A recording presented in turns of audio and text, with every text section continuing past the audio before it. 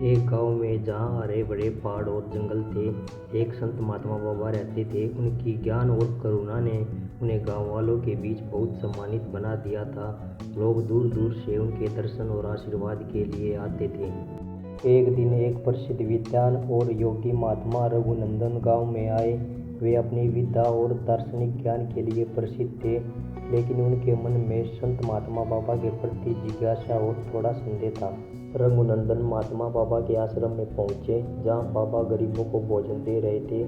बाबा की सरलता और स्नेह देखकर रघुनंदन को थोड़ा आश्चर्य हुआ। बाबा ने उन्हें स्नेहपूर्वक आमंत्रित किया और कहा, स्वागत है महात्मा रघुनंदन। कृपया बताएं आप यहाँ क्यों आए हैं?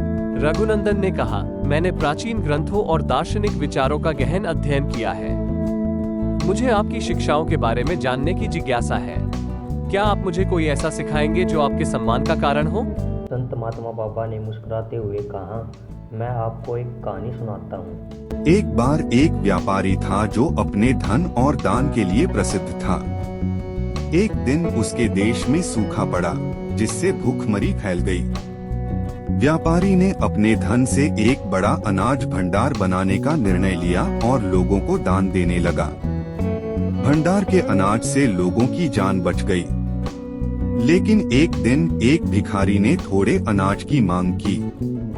व्यापारी ने पहले संकोच किया, लेकिन उसने सोचा कि भिखारी भी मदद का हकदार है। उसने भिखारी को अनाज दिया और भिखारी ने उसे आशीर्वाद दिया।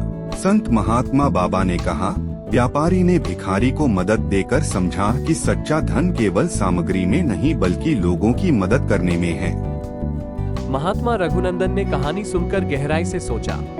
उन्होंने महसूस किया कि केवल ज्ञान का होना महत्वपूर्ण नहीं है, बल्कि उस ज्ञान का उपयोग दूसरों की भलाई करने के लिए उपयोग करना महत्वपूर्ण है।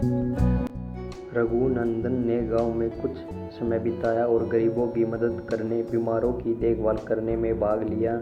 इस अनुभव ने उन्हें एक अधिक करुणाशील और महान व्यक्ति बना दिया। संत महात्मा बाबा की शिक्षाएं और व्यापारी की कहानी आने वाली पीढ़ियों के लिए प्रेरणा का स्रोत बनी।